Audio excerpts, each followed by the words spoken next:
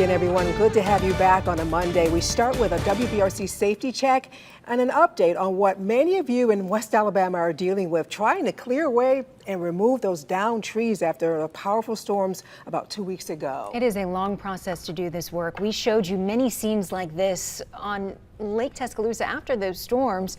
Tree remover companies are still at it, even though it's supposed to be dry for a few consecutive days. The danger isn't necessarily over. Your West Alabama reporter Brian Henry joins us now live to explain. What does that mean, Brian? For Morgan and Sarah, one situation stands out, and this happened in the Woodland Hills neighborhood here in Tuscaloosa. More than 2 weeks after the storm, a very large tree fell over, with much of it landing on top of the man's house.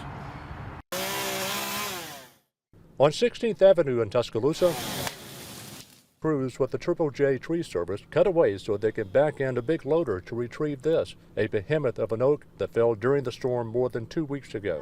The thing about it is, Triple J co-founder Donald Hoggle. what we're looking at here is a massive oak that is probably anywhere from 150 to 200 years old. It fell during the storm away from the home, but caused some damage to the neighbor's house. This is one of hundreds of trees still on the ground in Tuscaloosa County after that weekend storm.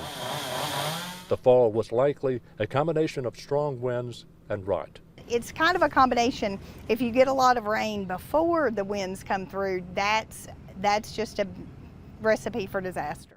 A case in point, a few miles away in Woodland Hills near the Tuscaloosa VA, this tree fell the day after a rainy Memorial Day weekend. Several branches damaged the man's home, the very home the man had just renovated, according to Donald Hoggle.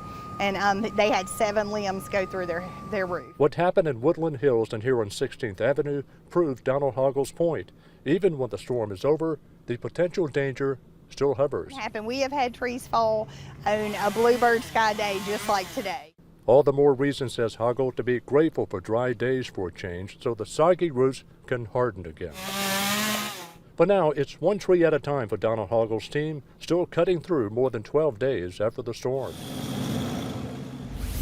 And Donald Hoggle says now is the time to canvass your property to see what tree or trees might need to be either pruned or taken down. It's either pay now or potentially pay much more later.